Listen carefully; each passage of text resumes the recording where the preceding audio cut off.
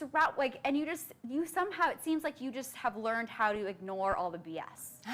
Well, I mean, and it is a lot of BS. And I think Yeah. the first thing to remember is that if it's BS, like, you don't really have to believe it. Right. So, you know, like in a lot of cases, like anything that's coming at you, it's really kind of grounded in, I always say, like, haters are people with unfulfilled potential. I got that from my man, Rick. And it's true, right? Yeah. It's like when we're out there and we're rocking at life and we love it, it's like we don't actually have time to hate on anybody. So I look at it like, look, if someone's coming at you with adversity, you have to acknowledge that they're probably going through something really hard in their Right. own life. And I don't know, I just have a heart for them. I genuinely have compassion because I think about it and I'm like, dude, like, you don't feel like that when you feel great about yourself. Right. You don't sit there and like hate on everybody on Instagram. Like, that would be so Yeah. basic. Yeah. Like, you obviously have too much time, you know? But I mean, you do everything with a purpose. And I feel like you just, like, your goal is just to impact one person. Like, it's like, and I love, like, what you were even saying yesterday, like, that is the greatest gift, is to hear, like, hey, Rachel, I heard your story, or you posted this, and it really impacted me. Oh, And it's just like, but how did you become so, like, how did you go deep and figure out who you are? Yeah, well, I mean, it's such a process. I look at life really as a journey, right? Yeah. Like, I know everyone says that, it sounds so cliche, but I really mean it. It's like, it really is a process. Like, I would dream that today I'm a different person than I was, as my hoop is going all crazy over here. I'm a different person today than I was a month ago or a year ago. And so I believe in the constant progress of growth and how powerful that is to be able to look at your life and say, like, hey, am I changing? Am I transforming? Am I evolving as a human being? And, you know, in entertainment, it's like you look at like a Madonna or a Lady Gaga, right? You see like the transitions in their careers and you know that the reality is you can't really fake that. Right. There's like so much truth to that process of like, hey, I'm actually evolving, I'm actually transforming, because the closer people get into your lives, the more you deal with paparazzi and things like that, which I'm always like, what's up, guys? Like, I'm never complaining about that. But the more out there your life becomes, the more you need to be transparent, the more you need to be authentic. Because the truth is like anybody can buy fake. Like anybody can buy that, right? But there's something really powerful about sticking to who you are and knowing that there's something like really beautiful about that and how that freedom creates freedom for other people. Right. And I'm just kind of like seeking those people out. Like I want to find the people in every single room, on every show, in every stage I ever go on. I want to find those people who need to be like pulled out and just like fully love on them so that they can learn how to fully love on themselves, because freedom happens when you love yourself unconditionally, because you're saying, it doesn't matter what you say, it doesn't matter what you do, I love you, I accept you, and I believe in you. Right. And we can be that for our best friends, our moms can be it for us, right? Yeah. But a lot of times, we can't be that for ourselves. And so when we're able to invite ourselves to do that, it's transformative. Wow, so many things you said I just love right there. Yay. But people want to be seen. They want to be heard. And sometimes they feel like saying negative things, it's like you said, it's reflection back on them. That's how they feel about themselves. Totally. They don't feel seen and they're like, why would you do this? You're ugly, you're whatever, not fat enough. But when those negative things start creeping in, do you have tools? Because everybody has negative self-talk. Yeah. Everybody deals with jealousy. Everybody, you know, it's being human. So when you start feeling like that, or those negative thoughts start creeping in, is there something that you do or tools that you can kind of repel them? Yeah, for sure. So the first thing I would say is that I look at haterade, as I call it, in two different ways, right? There's haterade that is just fluff and noise. It goes on my Instagram, it goes on Daily Mail comments, and it goes away, right? Right. That doesn't affect me at all. I mean, it literally has no effect on my career, on my life, on my heart. I see it and I'm like, oh, cool, I must be doing something right. I was gonna say, if I'm you getting kinda want shade. haters, yeah, like haters doing something Yeah, right. right. I take haters and stalkers. Like if you don't have those two, like you're not working in entertainment. But then there's the other side of haters. This is the stuff that like causes more of a reaction, and I like to be real and be like, hey, look, this affects me, and here's what I'm doing to solve that, because those are the moments when you're getting the real nuggets of truth, right? No one wants to hear, oh, it doesn't bother me, good luck with yours. Like, no one wants to hear that. They want to hear the reality, right? So on the other side, it's the people who are kind of closest to me, or it's scenarios where maybe you saw me in page 6 and you're like, oh gosh, like, I don't want to work with her. So then it's like impacting my business, right? So the way that I deal with that is like, I experience the moment. Like right now, currently, I'm dealing with a little storm, and I experience it, and I'm really all about like the first process. I said take one. That's so Hollywood. Take one. And action. And go. Is to like really feel the moment, right? Like we think that we need to rush past emotion, but the truth about emotion is that when you give it a moment, it stays in motion, right? So that's what's really cool about it. So I think that the reality for me is that if I don't validate my own self, my own feelings, then where does that stuff go? It sits inside of me. And I talk about like a big ship because there's seasons of my life. I went through trailer parks in Georgia with like traumatic abuse.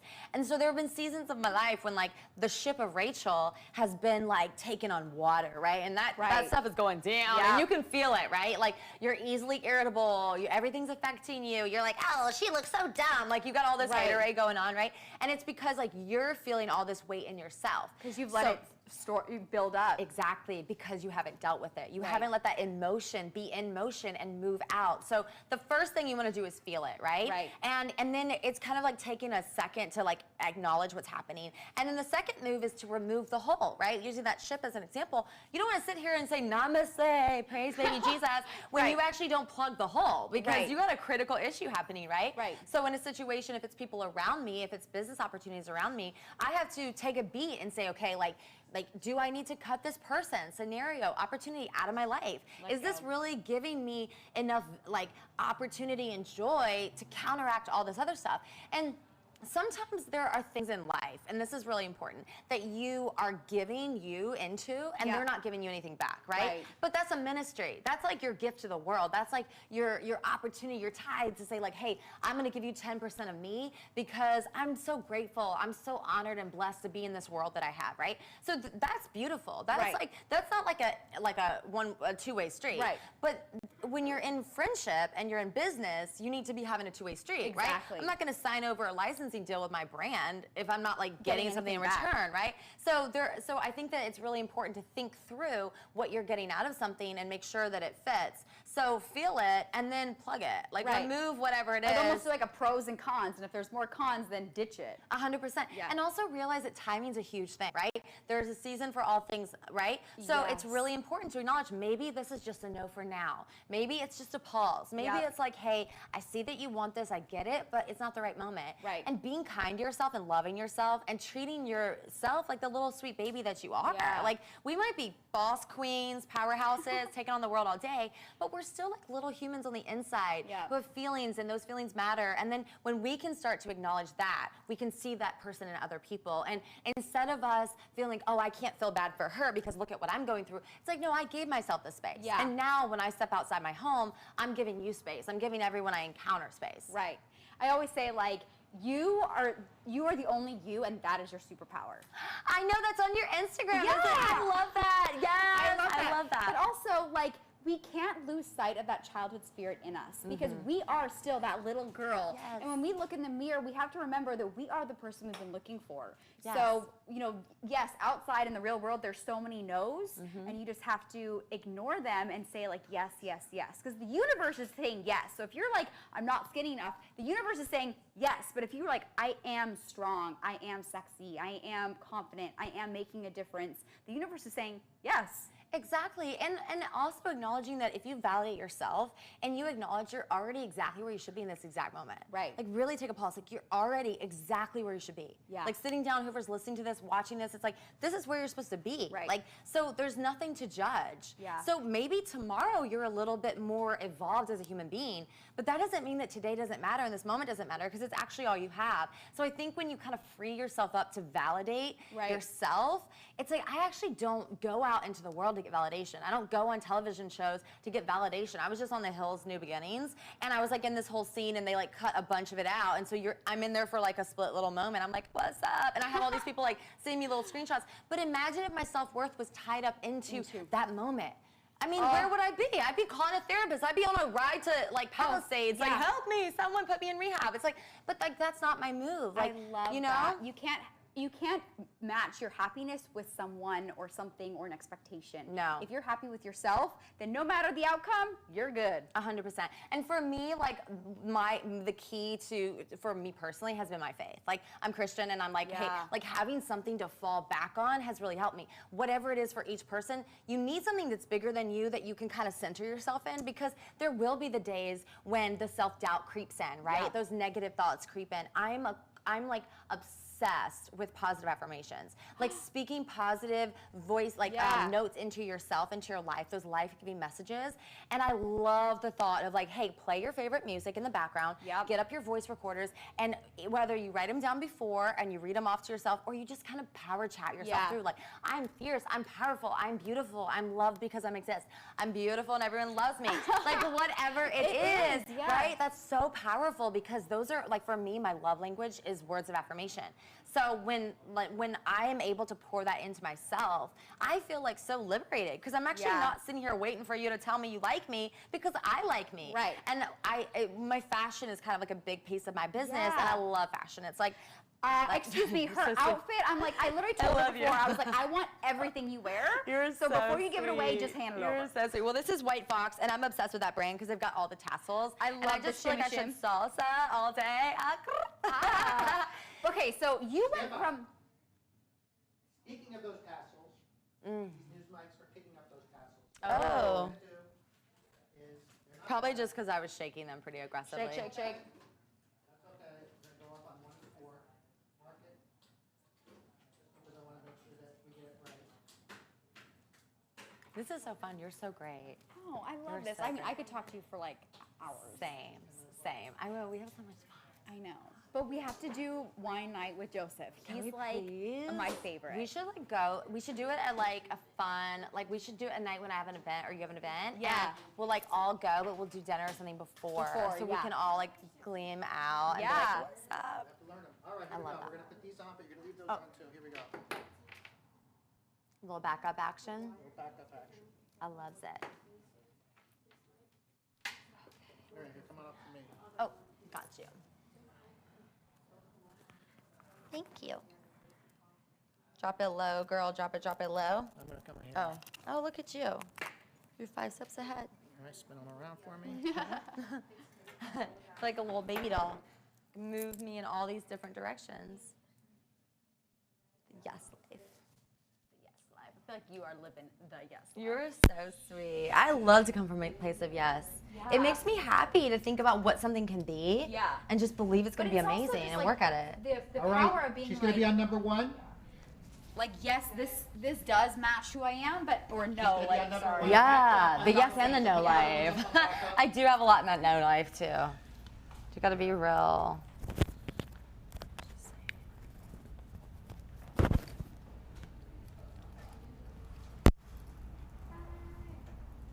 Is it done now or? Nope, nope. Almost. Oh, okay, sorry. No, no, we got so good. Getting there. Here we go, spin around here. All right, Jess is coming up on 4. Thank you. All right, spin around. All right, she's good. Drop on down. Here we go. Stand by. We're going to take it back to 9 minutes on the clock. Here we go. Resetting. Reset. Minute. Oh yeah, we're talking about your fashion. Shimmy. Fashion, yes, that's right. All right. You got a good level? You good, Alex? I'll just do it on my copy. All right, go for it. All right, take that question. Speaking of, go All right. for it. And speaking of fashion, I always say, like, if you want to make a change, wake up, make your bed, and put on an outfit your higher self would put on.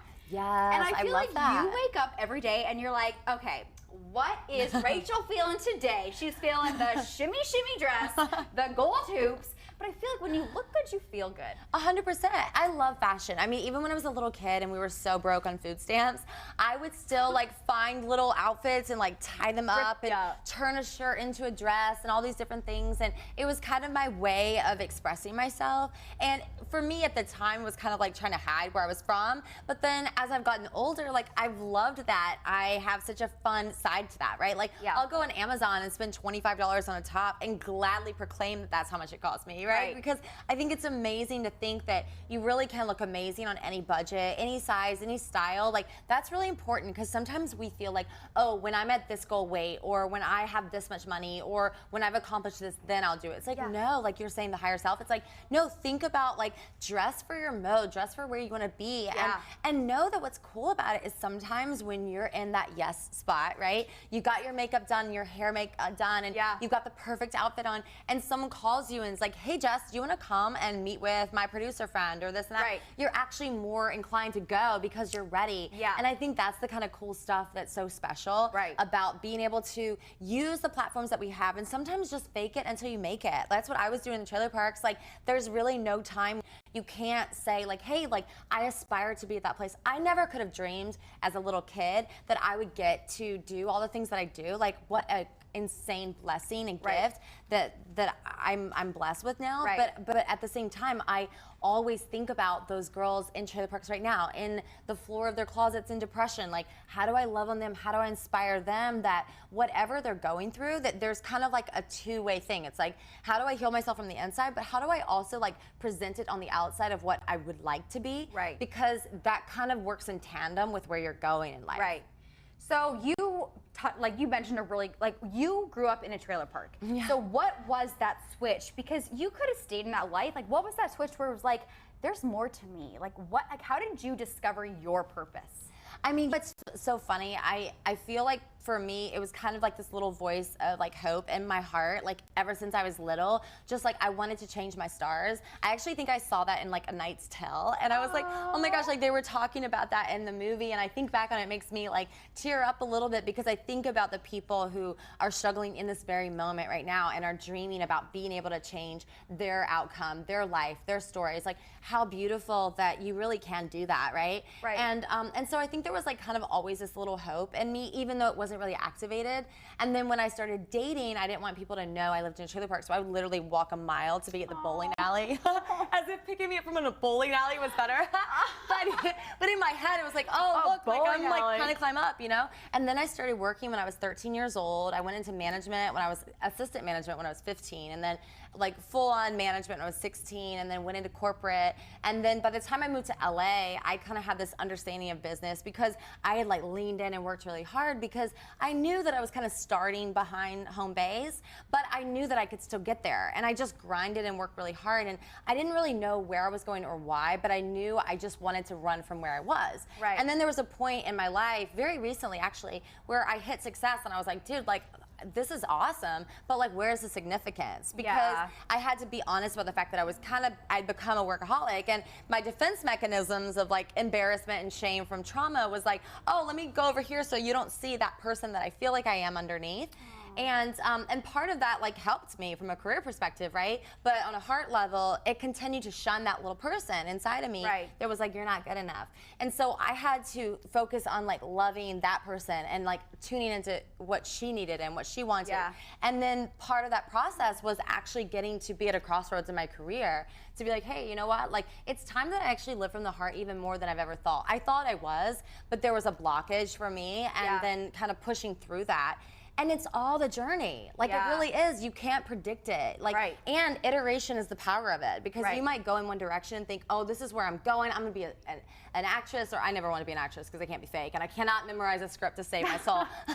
but like, let's say that's what you want to do, and maybe like you get right up there, and then you're like, you know what? I actually want to do this. I want to do that. It's like there's something really beautiful about inviting iteration, because when you start out to do something, you're not as evolved as you are, hopefully, when you get there. So then you've grown as a person, and maybe you don't want to do the same thing you wanted. So what was that switch? Like, how did you become more vulnerable? And you're just like, I need to let this girl outside. I actually watched this thing by Brene Brown on YouTube. Oh, love her. Yes, Brene Brown. I mean, I think being vulnerable is brave. When you're trying to hide it or try to know it all, that's no. And people see right through it, first of all. So your pride can take a hit there. And also, it's just that, like, it's not real. And I think that our pride kind of keeps us stuck, because it's like, no, I'm gonna, like you said earlier, like repellent. Like, you're kind of repellent to anything. In that case, you were saying in a positive light, but this is more negative. It's like, oh, nothing can get to me because I'm so protected. And what I loved was Brene Brown literally said, you can't choose what you're blocking out. So you might block out pain and hurt and sadness and loneliness and loss, but you're also like tuning out all of those other beautiful things that are kind of waiting to be discovered. And Right. so I just decided, you know what? Like, I know I'm a highly sensitive person. I know things are going to affect me. I might as well just lean into the curve. Let me feel the emotion, because like bad emotions don't scare me.